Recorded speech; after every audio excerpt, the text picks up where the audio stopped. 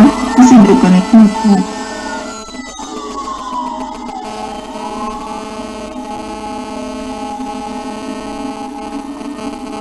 C'est avec la sœur Suzanne.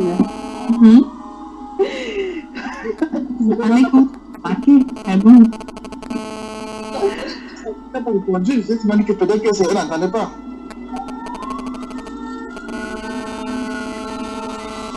Ça va?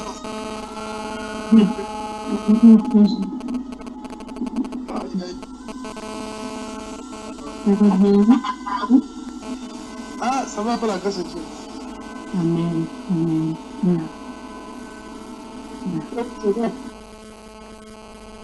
Moi, notre homme de Dieu.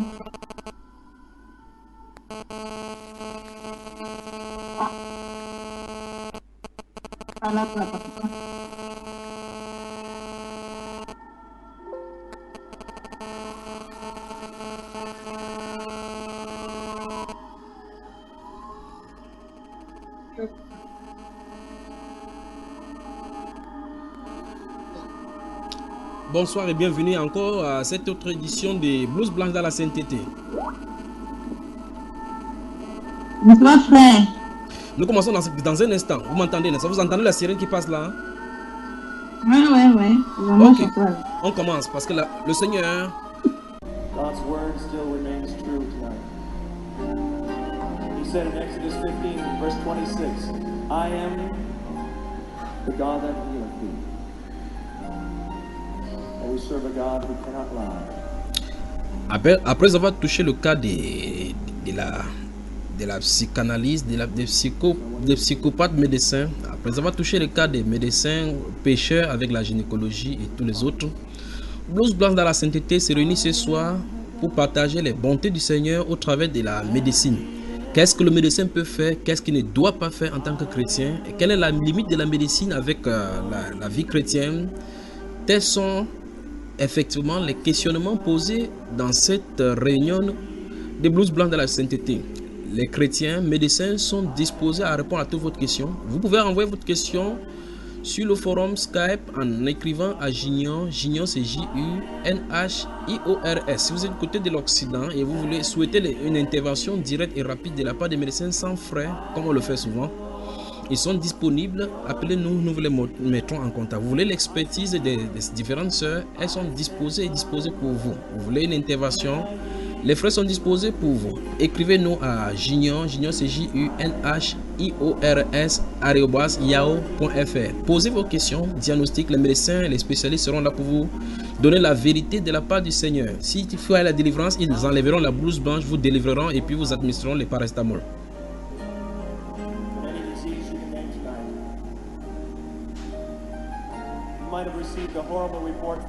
Du côté du Canada, quel qu'en soit le cas, que vous soyez en Ontario ou bien du côté de Québec, elles ont quadrillé tout le territoire nord des zones glaciales. Elles sont disposées là-bas, qui les chirurgiens, qui les ophtalmologues, qui les sages-femmes, qui des spécialistes en chirurgie du cerveau, toutes sont là, prêts à vous servir. Vous nous envoyez un WhatsApp sur le plus 237, c'est l'indicatif du Cameroun, plus 237 6 75 87 41 21 et le 6 94 01 94 40. Nous vous accueillerons et nous vous répondrons à toutes vos questions, du moins les spécialistes pour ce qui concerne la médecine.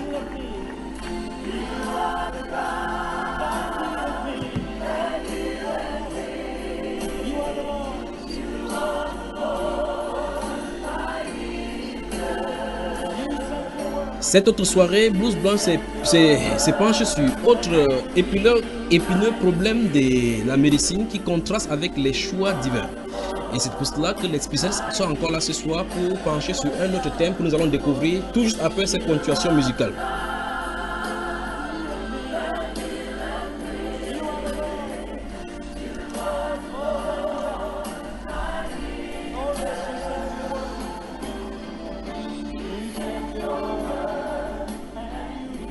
Du côté du nord du globe, la sœur Karine, bonsoir et bienvenue.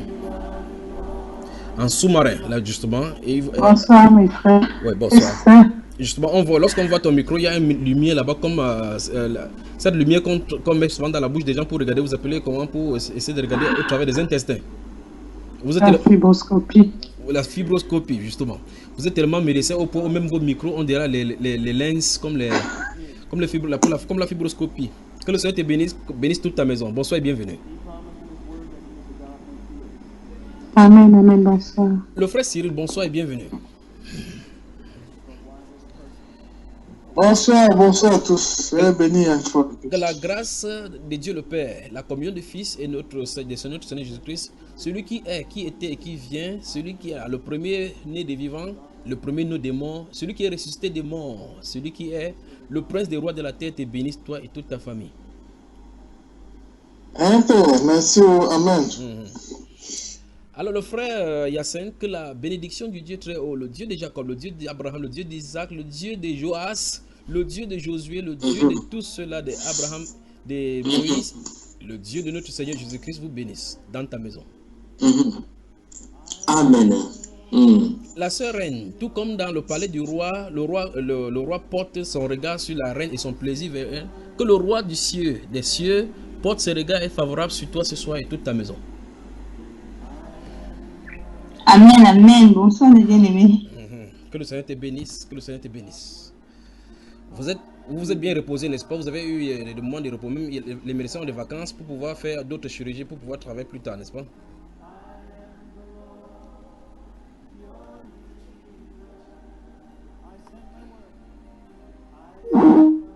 Oui, ce sont les gens qui appellent. On est en pleine séance d'opération maintenant avec les blouses blancs. Voilà quelqu'un qui a appelé pour demander qu'il y a urgence.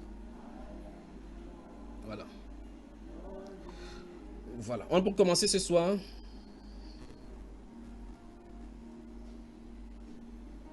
Vous êtes prêts, mes soeurs? Amen.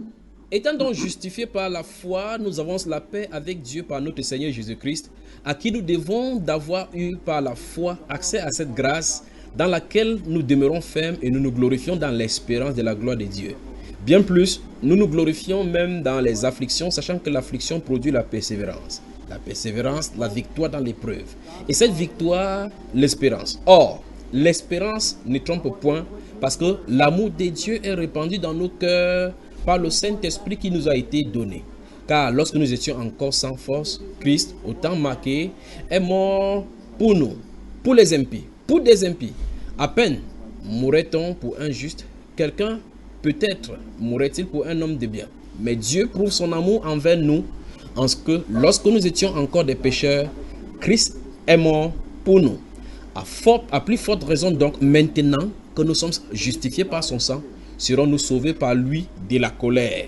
Car si lorsque nous étions ennemis, nous avons été réconciliés avec Dieu par la mort de son Fils, à plus forte raison étant réconciliés, serons-nous sauvés par sa vie.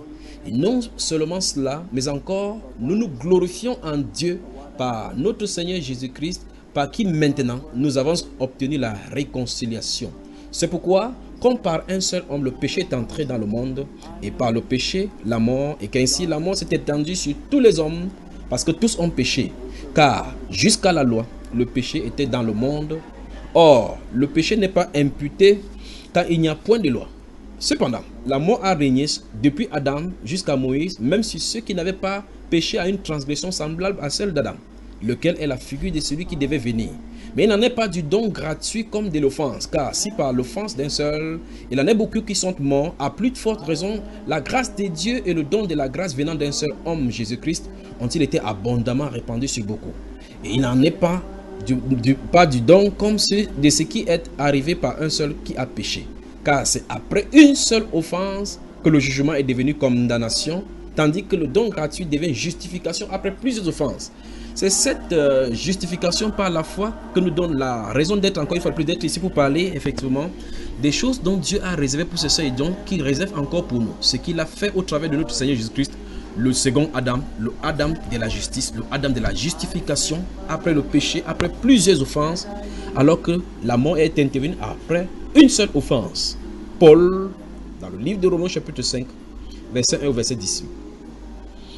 Alors le décor est planté maintenant. Étant donc justifiés par la foi, nous avons libre accès avec lui. Maintenant que nous avons la mort du Seigneur Jésus-Christ, nous avons l'assurance maintenant d'être sauvés par lui. Et justement, parlant de l'assurance, les médecins veulent traiter concernant l'assurance maintenant, l'assurance vie.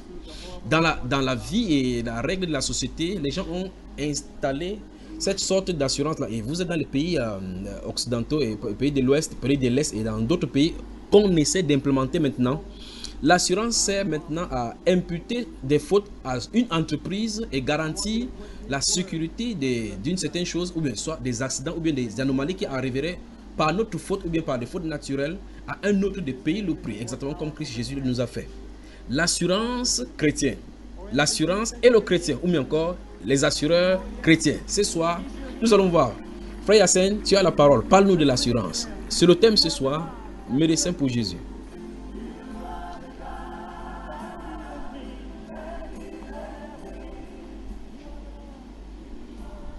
Bon, ou bien peut-être il dit qu'on dit généralement ladies and gentlemen, que je passe d'abord la parole aux femmes.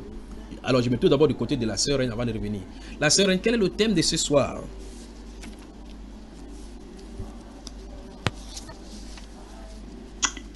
Mon frère, ce soir, on va traiter, on va parler des assurances et des assureurs, comme tu l'as si bien dit, à savoir, est-ce qu'un chrétien peut ou doit, donc doit, contracter les assurances, ça veut dire les assurances vie particulièrement, les assurances maladie, les assurances, bon, assurance auto, ça on va mettre entre guillemets. Et est-ce qu'un chrétien peut être un assureur en fait? Parce que la question se pose parce que on sait que nous sommes des enfants de Dieu en tant que chrétiens et que la vie en fait on ne la contrôle pas.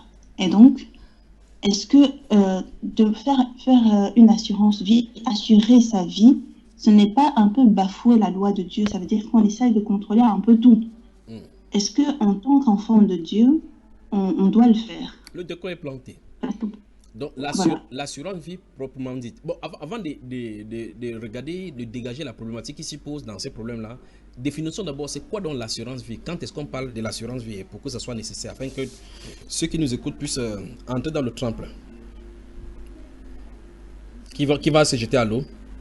Mais l'assurance vie, c'est quoi? C'est comme un placement financier en fait. On a de l'argent, on le place quelque part pour que cet argent en fait soit épargné.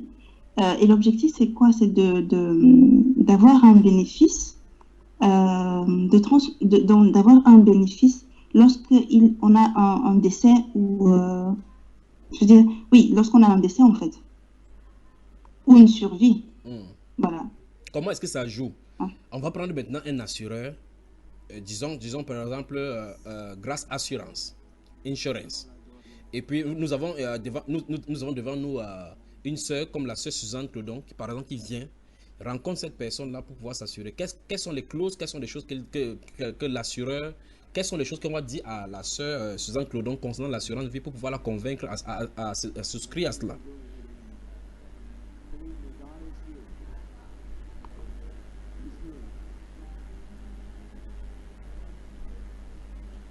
C'est toujours moi qui dois parler, c'est ça? C'est à tout le monde. D'après ce que j'ai compris, parce que ça, j'ai pas encore fait ce genre d'assurance, c'est, voilà, on va vers un assureur, on veut assurer sa mort prochaine, ou je pense qu'il y a différents types. Hein. Donc, on décide de placer une certaine somme, je sais pas, peut-être 10 € pendant un certain nombre de temps. Et par la suite, cet argent, en fait, on ne le touche pas. Et par la suite, si on décède, cet argent va permettre de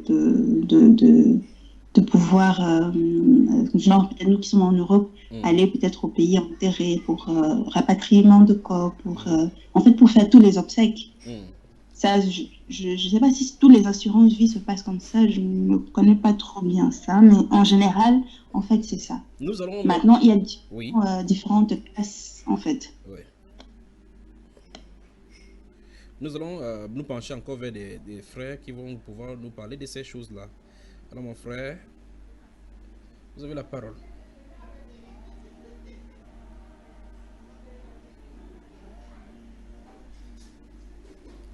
Les médecins ont peur de parler afin que leur carrière ne se gâte, ou bien? Bonsoir le frère Cyril. Oui, bonsoir mon frère, bonsoir.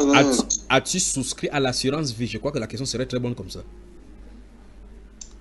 Si oui, pourquoi? Sinon, pourquoi? Oh.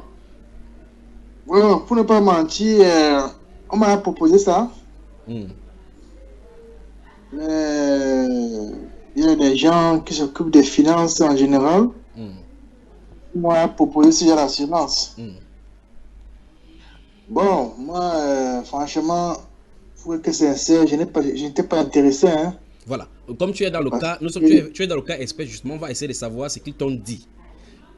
Il y a une personne alpha qui vient te voir, une autre personne bêta, et te propose un gamma entre vous deux. Maintenant, qu'est-ce que ces personnes alpha te disaient concernant l'assurance vie concrètement pour que ça ne t'intéresse pas? Qu'est-ce qu'ils t'ont proposé?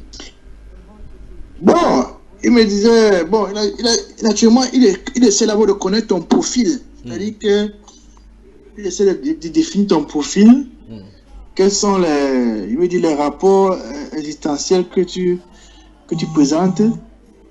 Qu'est-ce que tu fais comme métier? Est-ce que ta femme travaille, ainsi de suite. Et après, maintenant, c'est à partir de ça qu'il établit. Il établit maintenant, j'allais dire, un régime d'assurance de vie qui te convient. Tu vois un peu. Si tu as des enfants en bas âge, mais ta femme ne travaille pas, il te dira que bon, tu vois, au cas où tu viendrais à mourir, ils vont toucher le capital décès.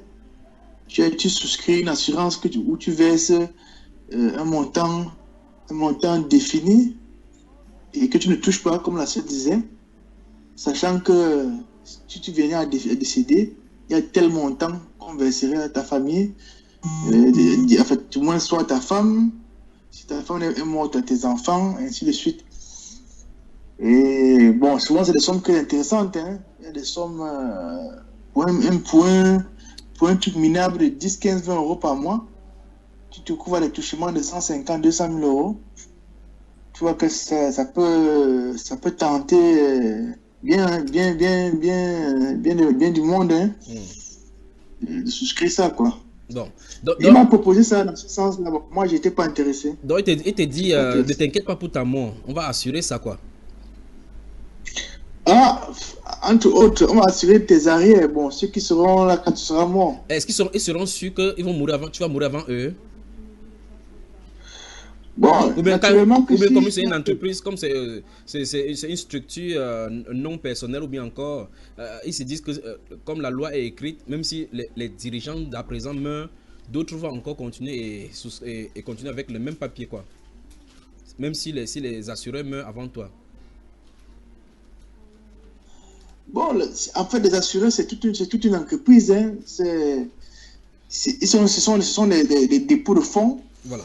Ils se croient, en fait, ils se croient assez solides.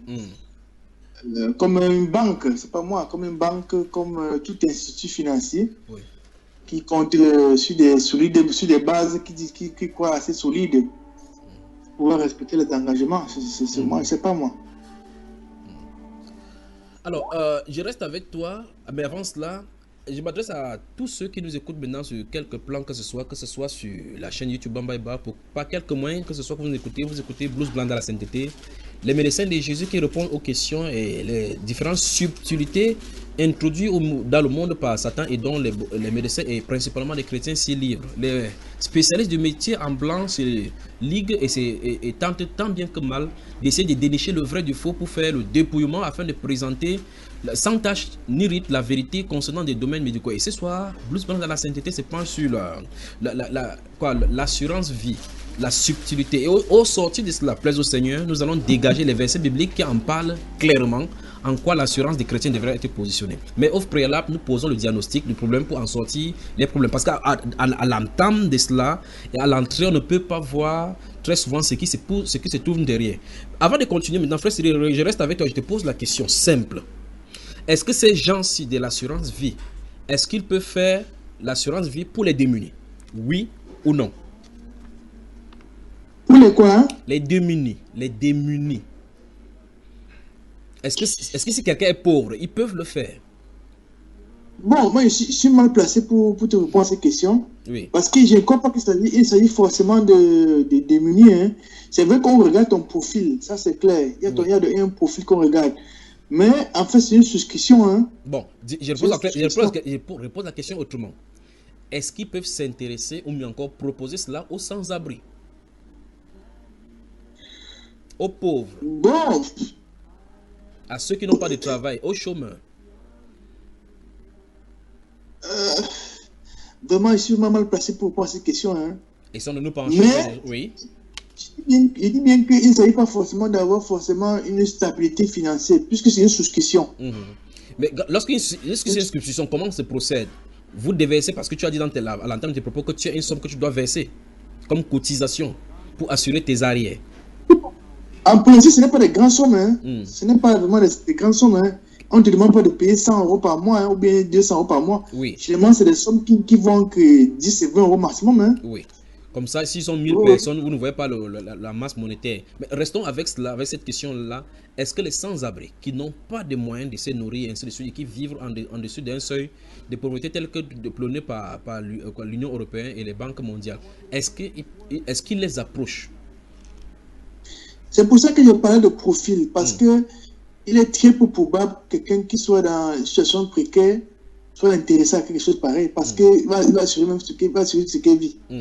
Tu vois, c'est pour ça que je parlais de profil, parce que ce n'est pas vraiment forcément intéressant. C'est-à-dire en Parce que clair, quand toi, là-bas, tu n'arrives pas à manger, mais toi-même, tu as dit, tu es dans une situation précaire. Ce n'est même pas. Ce sont des pensées même qui toi-même ne te viennent même pas l'idée. Toi-même.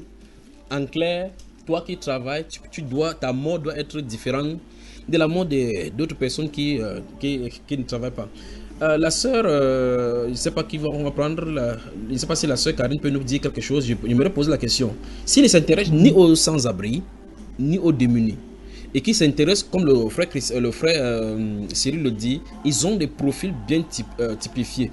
Ils font le technique managériale. Ils essaient de cibler assez parce qu'en management, on leur enseigne effectivement, le management consiste à planifier. Quand ils ont fini de planifier, ils doivent quoi? Implémenter, faire ce qu'ils font là-bas, monitoring, surveiller tout ce qu'ils ont fait comme le plan. Donc planifier, observer, diriger et puis à la fin contrôler tout ce qu'ils ont planifié. Et la planification donc vont dans différents domaines. Ils examinent des problèmes, des problématiques, dégagent des situations, proposent des solutions et implémentent ces solutions-là en suivant si ces solutions ont de l'impact bénéfice pour leur société. Cette technique managériale, ils l'appliquent effectivement dans tous les domaines. En descendant dans les rues, en descendant comme tu le dis, ils ont des profils déjà dressés, avec des calculs déjà tout faits. Parce qu'en disant 600 €, chacun fuirait. Mais en disant les sommes minimales, ça va pousser les gens en donnant sans s'en rendre compte. Mais la masse monétaire, selon les masses de personnes qui souscrivent à cela, puisqu'ils voient à cela l'avantage qu'on leur propose à la fin de leur mort, ils voient en cela, et justement on va voir les conséquences des meurtres qui se trouvent lorsque quelqu'un découvre la souscription, et on va voir effectivement que dans les enquêtes possibles et tous les autres meurtres d'enquête qui se trouvent en Europe et aux États-Unis, on a vu que beaucoup de meurtres ont été faits parce que les enfants avaient découvert que leurs parents avaient fait des souscriptions de l'assurance vie au point où ils ne sont pas là. Les enfants devaient porter une somme colossale. Alors ils ont précipité la mort de leur père ou bien de leur maman, qui pour d'autres sont les maris ou bien les femmes qui ont commis des meurtres pour pouvoir gagner cela. Donc d'un côté comme dans l'autre, le danger y est. Alors je reste donc avec vous, je t'en ai posé la question, si dans le cas où donc ils ne vont pas dans le sens, dans le domaine des gens des sans-abri, ni des gens qui sont les démunis, alors pourrons-nous dire que les gens qui sont là, qui sont prêts à assurer la vie de quelqu'un sont les gens qui aiment l'humanité, puisque s'ils aimaient l'humanité ou bien les hommes, ils aimeraient bien justement les gens qu'il fallait assurer leur vie, justement, c'est les sans-abri et les démunis, pas vrai? N'est-ce pas la sœur Reine? Exactement, mon frère, parce que je pense que ta question est tout à fait justifiée dans le sens où nous, en tant que médecins, on sait que voilà, ils sont médecins. On reçoit sur les coups de fil comme ça, on nous appelle, on nous dit oui, est-ce que vous êtes intéressé par ci, est-ce que... Je pense pas qu'il y ait quelqu'un qui soit dans la rue, qui ne fasse rien, on va rester comme ça, on va l'appeler pour lui, on va lui demander de souscrire quoi si déjà même il n'a même pas où vivre en fait. Et donc oui, quand tu dis la mort de peut-être quelqu'un qui a un travail, elle est plus précieuse que la mort de quelqu'un qui est dans la rue. Malheureusement, c'est ça la réalité. C'est ça la réalité. Dans ce cas, ça me pousse à poser la question donc, quelle est leur pensée derrière? Qu'est-ce qu'ils pensent au juste? Ils pensent à aider les gens ou ils pensent à ce que les gens meurent rapidement? Qu'est-ce qui ne va pas? Qu'est-ce qu'ils cherchent au juste? Mais dans l'optique, quand ces gens-là nous approchent, en fait pour eux c'est pour nous aider parce que La première fois quand on m'a parlé de ça, ils sont d'abord venus, ils m'ont expliqué. En fait, c'était des gens qui assuraient sur plusieurs plans. Ils sont venus, ils m'ont dit, ouais, mais est-ce que vous savez que en tant que médecin, votre retraite sera si? Donc, ils m'ont détaillé tout le truc de la retraite, machin, en fonction de ce que vous touchez. Quand vous allez aller en retraite, vous allez aller à tel âge, machin. Et après, ils essayent de vendre le truc en disant qu'eux, ils nous aident. Qu'ils nous aident en faisant en sorte qu'on puisse mettre cette somme-là et que ça puisse être épargné et que plus tard, on va bénéficier de ça. Et du coup, il m'a parlé de l'assurance vie en m'expliquant que voilà, comme si vous allez mourir, si vous mettez telle somme. Parce qu'il y en a parfois qui laissent en fait qu'on choisisse la somme qu'on veut mettre. Certains ont des taux fixes, peut-être 10-20 euros, et certains laissent au souscripteur de choisir combien est-ce qu'il veut mettre. Et en fonction de combien il va mettre pour épargner, je veux dire, ce qu'on va lui donner à la suite, ça sera grandiose en fait. Et donc, dans leur tête, ils pensent nous aider, en fait. Donc, tu veux par là dire que dans leur tête, ils pensent nous aider, mais il y a un agenda caché. Je suis sûre et certaine qu'il y a quelque chose derrière. Il n'y a rien pour rien chez Lucifer. Et nous allons voir ce soir de quoi il est question. Alors, maintenant, je pose la question de cette fois-ci maintenant à la sœur. Je ne sais pas si elle peut parler avec la stroboscopie. Quel est le niveau de la bouche? Je ne sais pas ce qu'elle vous a mis dans la bouche là. J'espère qu'elle n'a pas troublé ton opération et ton examen. Alors, ça pose dans le problème là. Déjà, le nom assurance vie. Et on a de parler de quelqu'un après la mort. Ça ne pose pas de problème déjà? Si, mon frère. Et depuis que je t'écoute même, j'ai l'impression que la définition même étymologique de l'assurance est même biaisée parce qu'on est en train de faire. En fait, quand on a su quelque chose, on ne veut pas, je sais pas, on ne peut pas venir demander à quelqu'un qui est déjà bien d'assurer quelque chose. On ne peut assurer que quelqu'un qui n'est pas sûr de pouvoir tenir quelque part ou de pouvoir... donc, du coup, je me demande bien, finalement, je ne me suis pas posé la question, mais en t'écoutant, je me dis, mais c'est vrai que finalement, on assure quoi? Tu as tes biens, tu peux mettre l'argent de côté pour tes enfants, tu es sûr qu'avec tes biens, si tu meurs, tu fais ton enterrement sans problème. Je veux dire, on n'a pas besoin d'économiser pour ça, quoi. Maintenant, à côté, on a des gens qui n'ont vraiment, véritablement pas de l'argent, qui ne savent même pas comment manger. Et ceux-là, on ne s'en occupe pas du tout.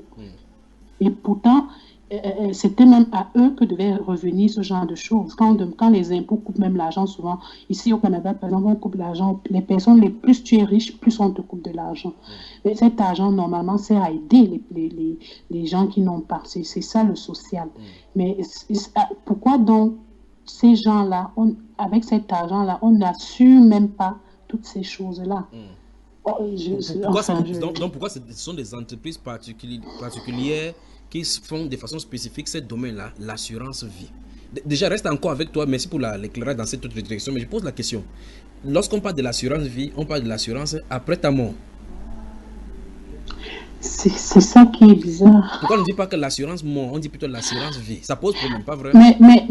Mais il y a deux types d'assurance, mon frère. Il y a l'assurance vie et il y a l'assurance mort. Oui, l'assurance mort, c'est-à-dire quoi? C'est-à-dire que quand tu meurs, si tu as fait de l'économie, ils prennent en compte, avec tout ce que tu as économisé, ça pourra couvrir tes frais d'enterrement. Bon, comme disait notre frère tout à l'heure. Je ne fais pas ça, je meurs. Je prends mon corps pour aller brûler moi-même. Puisqu'il ne serait plus là. Donc ça veut dire que je paye mes obsèques, c'est ça? On te fait préméditer ta mort. Oui. Je sais pas. Ou alors on permet aux autres de préméditer ta mort. Oui. Ou je sais pas. Je sais même pas pourquoi ils ont appelé ça assurance vie. Oui. Pourquoi ils ont appelé ça assurance vie et pourquoi ils ont appelé ça assurance mort? Voilà. Je crois que le frère Yassine travaille avec les gens qui travaillent près de la mort. Je crois qu'ils vont nous expliquer cela. Frère Yassine, tu as la parole. Bonsoir mes soeurs, bonsoir mes frères.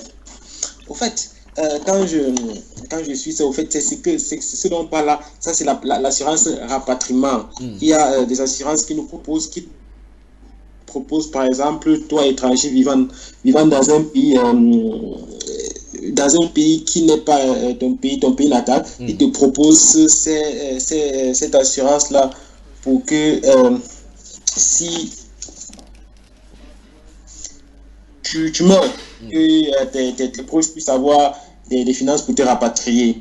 Bon, jusque-là, je pose la question, si c'est pour le rapatriement en cas de décès. Si je ne paye pas, je décède, il faut encore du corps.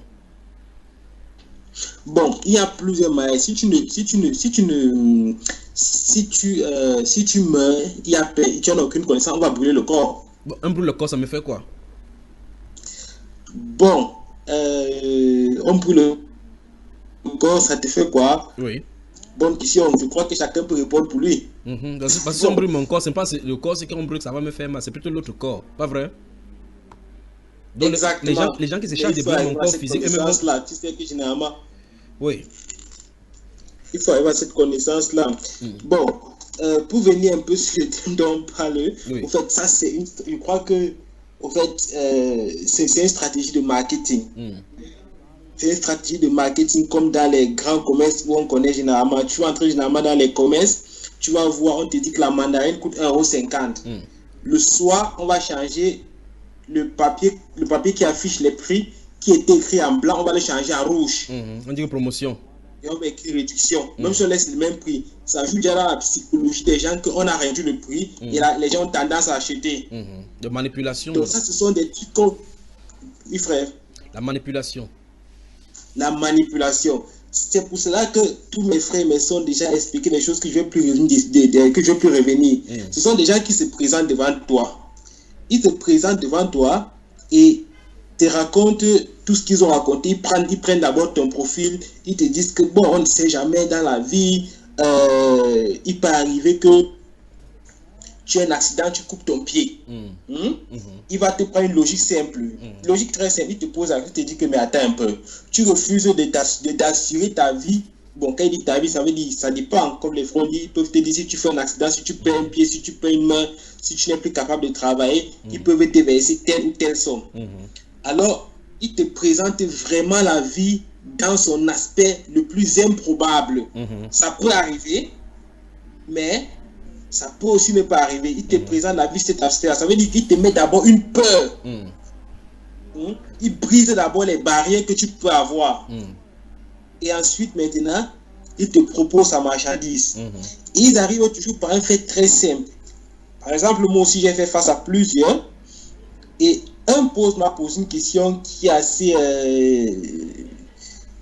il m'a posé une question, il me pose la question, il me dit tu refuses de souscrire une assurance vie, une assurance invalidité, un truc de ce genre, qui te coûte, je crois que par mois, ça te coûte, c'est pas cher, entre guillemets. Une assurance qui va te coûter tel prix, mais tu assures ta voiture. Et il te pose la question entre ta voiture et toi-même, et ton corps, qu'est-ce qui est plus... qu'est-ce qui a plus de valeur? Tu vois, ils ont des stratégies, ce sont des gens qui ont travaillé, ce sont des gens qui ont appris comment est-ce que les gens de la société pensent au fait. Et ils t'offrent vraiment cette peur-là, parce que quand tu rentres à la maison, tu médites dessus, en fait. Et voilà comment ces gens-là parviennent, n'est-ce pas, à se faire de l'argent. Parce qu'il faut bien te dire que le nombre de personnes qui souscrivent ces assurances-là sont assez nombreux. Mais le nombre de personnes qui arrivent en cours d'invalidité sont aussi très moindres. Donc, ça veut dire qu'on pourrait poser la question à qui profite de l'assurance vie? Est-ce que ça profite à la personne qui assure ou bien à l'assureur? Voilà. Ma soeur Flo a touché un bon cas. Elle pose une question simple. La question ici, c'est que si quelqu'un qui est riche ou bien quelqu'un qui est riche, la probabilité pour qu'à la fin, il se retrouve dans le besoin, c'est difficile. Parce que ce sont des gros investisseurs, ce sont des gens qui ont déjà quelque chose. Et ces assurances-là, il faut aussi bien te dire qu'à la fin, quand tu as par exemple cassé ton pied ou quand tu as un accident, pour parvenir à ton argent, c'est encore une discussion avec eux. Donc, quand tu donnes Parce ça, qu'ils vont en te clair, dire que quand tu ne tu, peux- en clair, quand tu donnes l'argent, ils prennent, tu signes, il n'y a pas de problème. Mais pour reprendre ton argent, c'est un problème. Exactement, parce qu'ils vont te dire que tu ne peux que avoir ton argent quand tu es peut-être à 70% invalide. La question, c'est que qui définit 70% d'invalidité? Tu vois, ce sont des trucs qu'il faut encore entrer en discussion, entrer en coalition. Et c'est pas simple comme ils te présentent ça, quoi. C'est pas simple. Autrement dit, les assureurs de l'assurance vie sont malhonnêtes. Au fait, ça, c'est le plus beau prénom qu'on peut leur donner. Donc, l'assurance de la malhonnêteté. Ça, C'est toi qui dis ça, quoi. ça, je crois que là, on est honnête. Donc, on est honnête de dire qu'ils sont malhonnêtes. C'est ça, effectivement. On ne peut pas dire le contraire. Voilà. Je reste dans un cas et on essaie de définir tant bien que mal avec les différentes choses qu'on puisse avoir. Quelle est la différence entre l'assurance vie et l'assurance maladie? Enfin, et l'assurance mort. Qu'est-ce que l'assurance vie? Qu'est-ce que l'assurance mort, au juste? Bon, au fait, l'assurance vie, comme on a dit, il y a plusieurs formes. L'assurance vie, et ils appellent quoi assurance vie? Assurance vie, c'est un peu assurance suivi. Ça signifie, par exemple, ils vont te dire, si tu es invalide à tel nombre, si tu as ceci, si tu as cela, tu vois, on te donne une certaine somme par mois. Ça, c'est ce que je dis, suivi ou vie. Ça veut dire, ce sont des agents que, par exemple, je prends un exemple. Quelqu'un qui a touché sa vie, qui touche, par exemple, je vais prendre banalement 5 000 euros. Il a un standard de vie. Alors, il arrive en cours d'invalidité, par exemple, et il ne peut plus travailler. Or, il a un standard de vie qu'il menait. L'assurance te promet donc de te payer au minimum 80% de ce que tu avais comme salaire pour que le statut social ne diminue pas. Ça, c'est ce qu'ils appellent assurance vie. Ça, c'est vraiment ce qu'ils appellent ces assurances invalidité et tout. Maintenant, l'assurance mort, entre guillemets, vie aussi, comme on le dit dans certains domaines, c'est comme la sœur Flo l'a expliqué, c'est une assurance qui couvre. Par exemple, s'il y a un parent qui travaille, je prends dans une famille, s'il y a un parent qui travaille, n'est-ce pas? Il dit, dans le cas où l'un ou l'autre décède, le parent qui reste ou bien les enfants reçoivent une certaine somme. Dans l'assurance, bon, oui. Voilà. Y a-t-il donc avantage à souscrire à ces différentes Et assurances? l'assurance mort aussi. Oui, ma soeur. Pardon, l'assurance mort, c'est ce qu'ils appellent aussi souvent assurance obsèque, en fait. Ils appellent ça obsèque. Oui. Donc, vraiment dans toujours dans le thème, quoi. Essayez de disséquer encore davantage cette assurance obsèque, voir, c'est-à-dire quoi concrètement?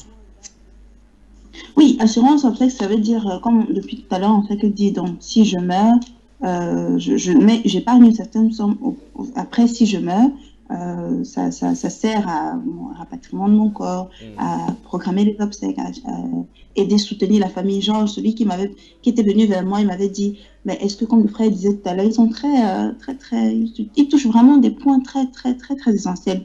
Ils m'ont dit, mais oui, ici, vous vivez avec votre mère, est-ce que vous serez content de savoir qu'après votre mort, votre mère, elle a dû stresser, prêter de l'argent pour pouvoir s'endetter, elle s'est endettée pour pouvoir rapatrier, par exemple, votre corps au Cameroun.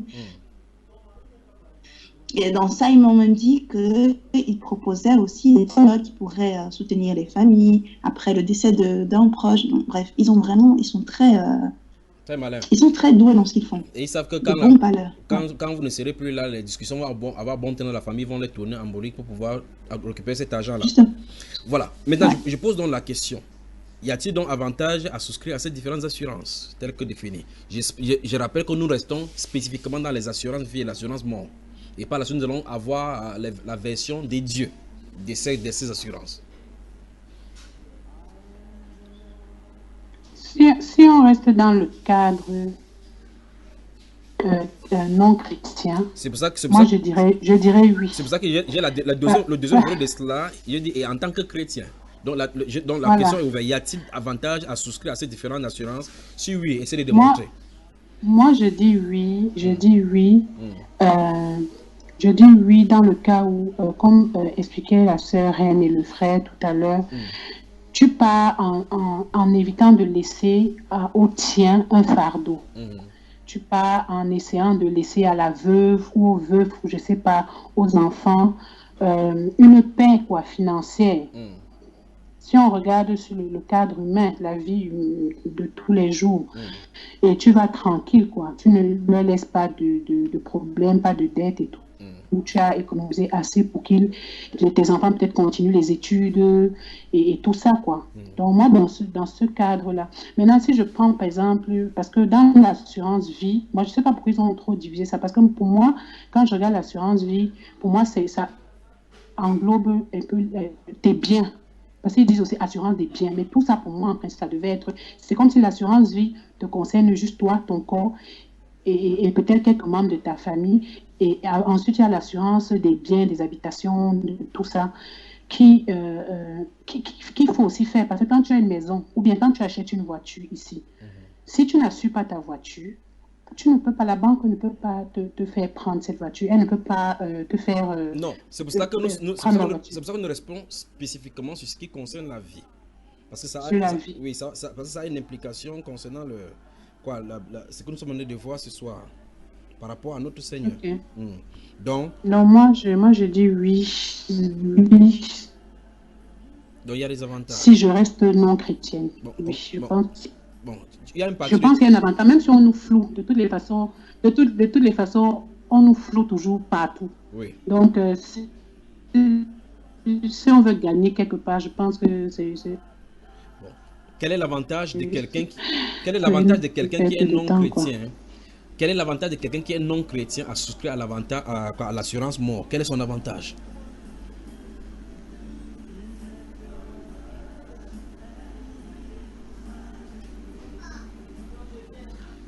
J'ai pas bien compris, mon frère. Quel serait l'avantage d'un non-chrétien à souscrire à l'assurance mort? Quel est l'avantage là-dedans? Puisqu'il ne sera pas de toute façon quand il mourra. Mais tu sais que quand tu es non-chrétien, tu ne sais pas que ça ne sert à rien ce corps-ci. Tu te dis, bon, écoute, ma mère veut qu'on m'enterre au pays, mon père veut qu'on m'enterre au pays. Il y a toute cette attache-là que l'être humain a par rapport à d'où il vient.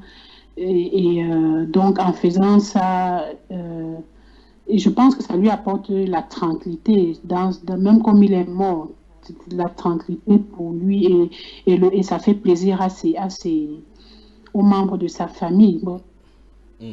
C'est le seul avantage. À part ça, il n'a aucun autre avantage. Est-ce que l'avantage encore, c'est pour Est-ce que c'est à son avantage de souscripteur?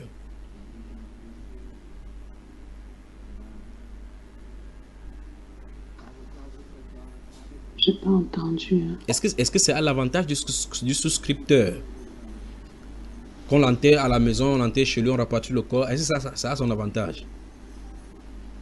Bon, pour nous, pour les Africains, je pense que c'est c'est même presque une tradition. Hein. Moi, j'ai rarement... À part un que j'ai connu ici au Canada, dont l'enfant est mort à 6 mois, qu'il a enterré ici. Les autres rapatrient toujours. Ils entrent même dans des tontines ici pour que, au cas où tu meurs, cette tontine-là puisse te soutenir pour faire entrer ton corps. Hein. Voilà. Donc moi, je ne sais pas, frère Junior. L'avantage, sincèrement, bon. Moi, je pense que c'est plus la pression familiale, plus le fait que, voilà. Non. Je pense que c'est ça. La question que je pose maintenant, c'est en prenant les deux là, l'assurance, prenant par exemple le cas de l'accident dont on parle, en effrayant les gens comme ça, pourquoi est-ce que, au lieu d'assurer la personne vivante, c'est-à-dire qu'en donnant de bonnes choses pour la personne, on lui propose toujours les mauvaises choses qui pourraient arriver, les éventualités de mauvaises choses? Pourquoi il parle toujours de la gestion des risques? Je ne sais pas si vous savez, c'est ma question.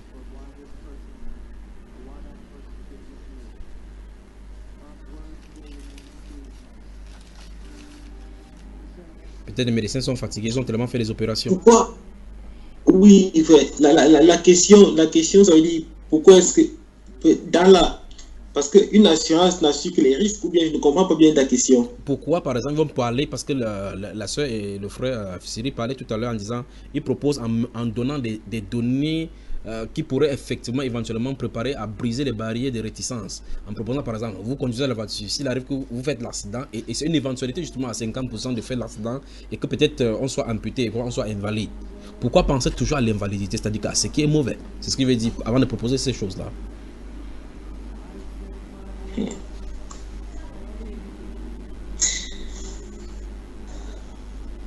Bonne question. C'est pourquoi penser à ce qui est mauvais? Bon, parce que ils se disent que généralement, c'est quand une situation qui est désagréable se présente qu'on se trouve face aux difficultés. Et en tout cas, je crois que c'est cette difficulté-là qu'ils en fait, ils veulent te donner le sentiment de ne pas te trouver seul face à une situation difficile. Ça veut dire, par exemple, tu pars, tu fais un accident en route et puis tu étais en train de voyager. Il faut maintenant qu'on appelle quelqu'un qui va faire le constat que tu payes un avocat.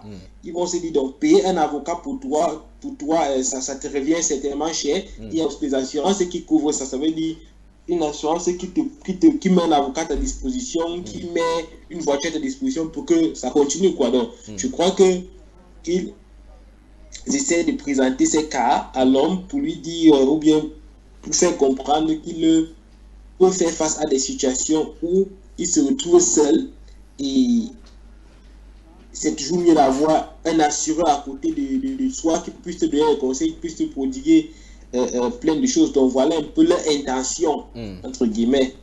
Donc voilà pourquoi c'est ce qu'ils présentent aux gens. Oui. Alors maintenant.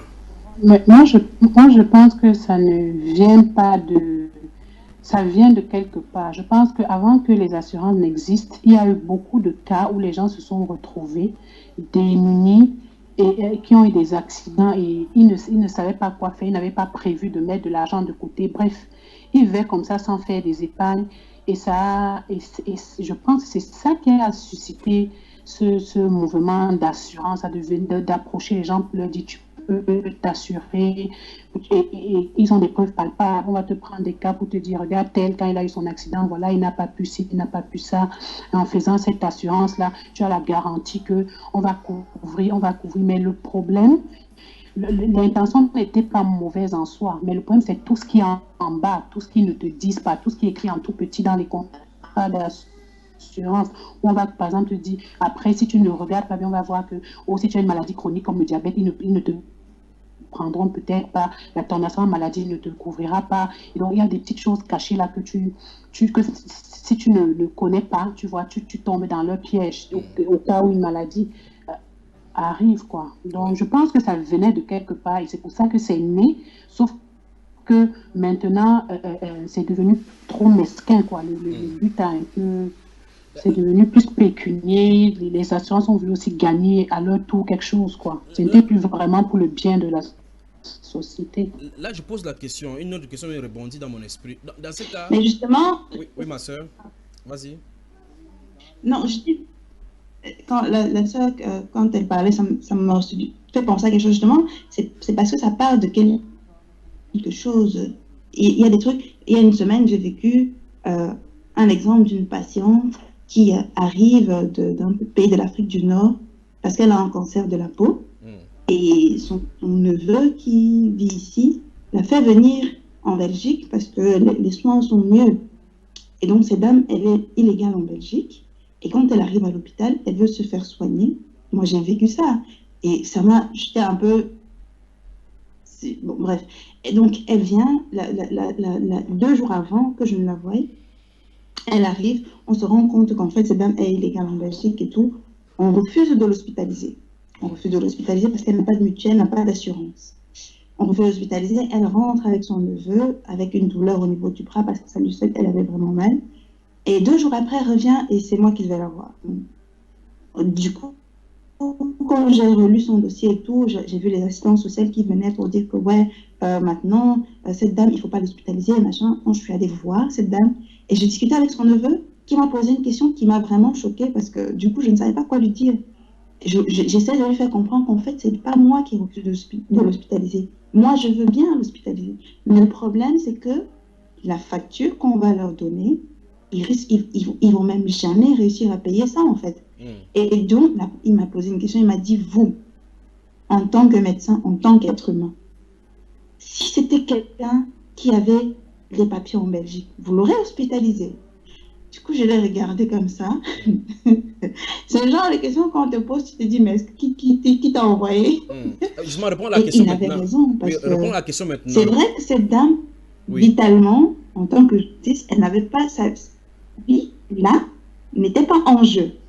Mais c'est vrai, si c'était une autre patiente quelconque comme ça, j'aurais quand même essayé de trouver la place pour la garder. Mais vu qu'elle n'avait pas les papiers, soi-disant pour la couvrir, et ce qu'on m'avait déjà dit, je ne pouvais pas la garder. Et donc, en fait, ça parle de tout ça, de quelqu'un qui va se retrouver avec une facture. C'est plein de cas comme ça qui arrivent, des gens qui arrivent comme ça, et plein de cas, on les fout à la porte. Peut-être un patient fait un arrêt cardiaque dans la rue, il n'a pas les papiers, on l'amène à l'hôpital, 2 jours après, on se rend compte, en fait, il n'a pas les papiers, il n'a même pas de famille, mais on ne continue même pas avec des soins. Pourquoi en fait, pourquoi à juste si donc on s'intéressait à l'être humain et qu'il n'y avait pas de profit derrière les concernant, est-ce que ces cas-là auraient été possibles? Est-ce que tout ce que vous décrivez là devait être... Mais mon frère, c'est justement ça le problème, c'est que de nos jours, il faut qu'on comprenne, justement pour ça qu'on discute de ça, de nos jours, même dans les hôpitaux, nous en tant que médecins, moi personnellement, je vis certaines choses très mal, parce qu'aujourd'hui, on ne pense plus à l'être humain. On s'en fout de l'être humain. Même la médecine, au départ, c'est pour soigner les gens. Mais c'est devenu le commerce, on s'en fout. J'ai entendu souvent des discours des médecins de mes chefs. Tu restes comme ça, tu te dis, mais attends. On dit, on veut transférer une patiente de tel hôpital à tel hôpital. Il appelle. Oui, mais il n'y a même pas de critère que cette patiente soit aux soins intensifs et machin, machin. À la fin, il dit, de toutes les manières, tu nous l'envoies, on fait le travail, on se prend le fric et on la renvoie. C'est des discours que malheureusement, on entend. Répète encore ça. Ma soeur, on va aller doucement. Ma soeur, nous sommes dans Blues dans la sainteté. Il faut que les gens comprennent la profondeur des choses. L'exemple que tu as pris, redis ça doucement. Ne parle pas vite, parce que généralement, c'est moi qui parle vite. D'accord, ma soeur? Parle doucement pour qu'on puisse t'avoir. Allons-y. Mon frère, ça s'est coupé, je n'ai pas bien compris. Je disais, l'exemple que tu as donné est très palpable et très intéressant pour qu'on puisse comprendre le mafia qui se passe dans les hôpitaux concernant ces choses qui vont prendre du fric. Dis-nous ça doucement, le cas d'espèce. Un hôpital appelle un hôpital feu. Allons-y. Non, je disais que de nos jours, on s'en fout vraiment de la vie des êtres humains. Oui. On s'en fout de ça. Oui. Ce qui importe, c'est de l'argent. Peu importe ce qu'on va faire. Ce que je disais, c'est que j'ai entendu des discours. On appelle dans l'hôpital, parce que où je suis, il y a des bons soins intensifs et tout le tralala. On appelle, on dit, oui, on va vous transférer une patiente comme ça, comme ça, comme ça. Ils sont conscients qu'en fait, ce patient n'a pas besoin d'être aux soins intensifs, il n'a pas besoin de ce genre de soins. Mais ils acceptent parce que on va prendre de l'argent, on fait ce qu'on a à faire et on renvoie la patiente d'où elle vient. C'est des discours comme ça que les gens tiennent, des gens qui sont censés soigner des êtres humains. Malheureusement, on a aujourd'hui. Donc, dire qu'on pense à la vie humaine, de nos jours, c'est vraiment difficile. À quel niveau ils prennent de l'argent? Il faut de l'argent. On s'en fout du reste, en fait. Okay. À quel niveau donc ils prennent de l'argent, ma soeur? C'est la triste réalité, c'est ça. Je crois que la connexion dérange un peu là. La soeur, je reste avec toi. Je demande à quel moment les hôpitaux ont payé sauf l'argent sur ces patients qui va venir d'un hôpital à un autre, au vote par principal. Je n'entends pas. Vous m'entendez là? Allô, vous m'entendez? Vous m'entendez? À quel niveau? Oui, à quel niveau? Justement, avec ces assurances-là, parce qu'un patient qui a de l'assurance en Belgique, il paye tous les mois une telle somme. Quand il tombe malade, il va à l'hôpital.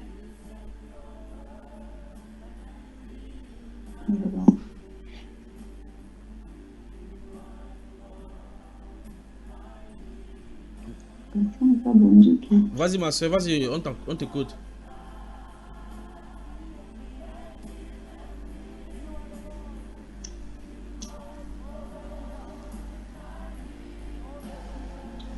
Oui, je disais que un patient, quand il a son assurance, justement comme on est en train de parler, il paye, il cotise une certaine somme tous les mois. Tous les mois, il a une certaine somme, ce qui fait que quand il tombe malade, il est hospitalisé, c'est l'assurance qui verse de l'argent à l'hôpital. L'assurance fait tout. Bah, maintenant, si tu es un patient, tu n'as pas d'assurance et que tu es blindé de fric, il n'y a pas de souci. L'hôpital va t'accepter. Donc, voilà, l'hôpital prend son argent aux assureurs. C'est ces trucs d'assurance-là. En fait, c'est toute une industrie de... Voilà. Malheureusement, les hôpitaux sont devenus des industries, quoi. En même temps, il faut bien que ça tourne, hein, parce que sinon, on ne nous paye pas. Ouais. Donc finalement, en clair, c'est une histoire de mafia derrière les maladies.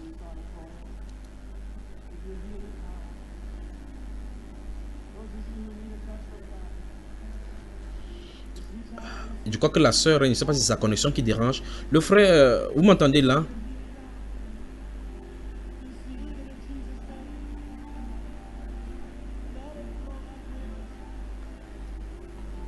Est-ce que vous m'entendez?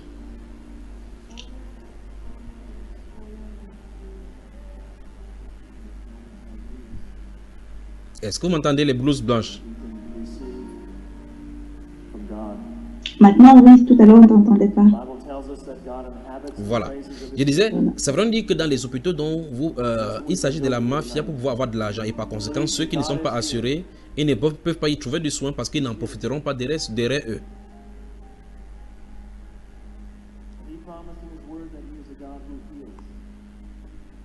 Je crois que nous avons quelques soucis de connexion là maintenant.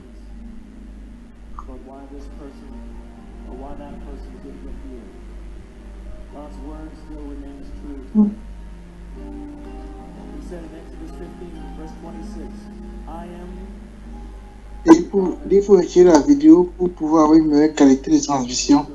Ok. C'est chez moi de toute façon, c'est pas chez vous. Donc je crois que votre vidéo, votre internet est assuré.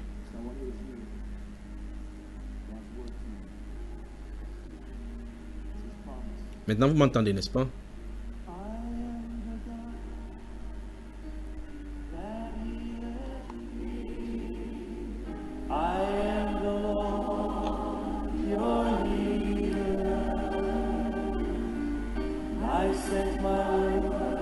Vous m'entendez?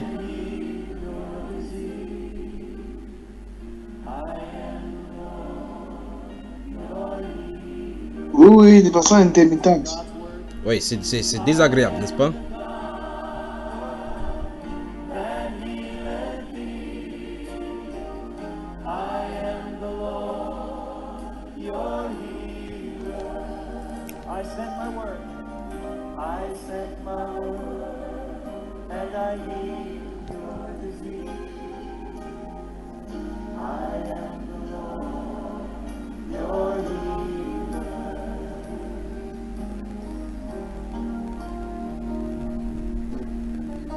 God's name is more powerful than any disease you can name tonight. Vous m'entendez maintenant? You might have received a horrible report from the doctors that told you your disease is incurable. But you know what? There's hope tonight. There is hope because God's promised that He would heal us. I want you to put His word on your lips tonight. Sing His word back to Him. See if His name isn't more powerful than cancer, than heart disease, or any disease that you can name tonight. Oh yes, He's your healer. Let's sing it to Him. You are the God that healeth me. You are the God that healeth me.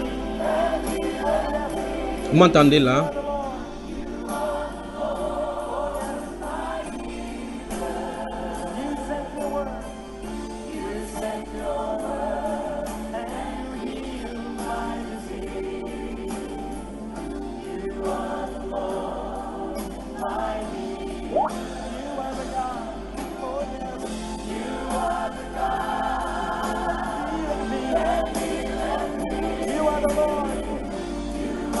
Oh, thank you, God.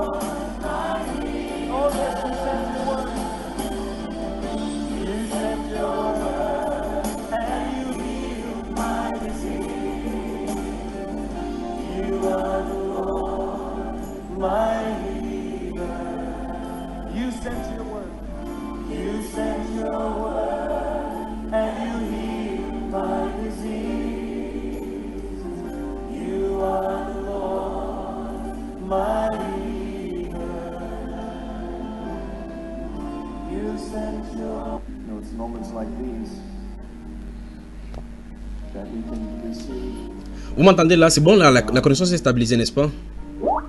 Bible tells us that God inhabits the praises of his people. And that's what we've been doing here tonight. Believe me, God is here. He's here. And he promised in his word that he is a God who heals. And although you may have questions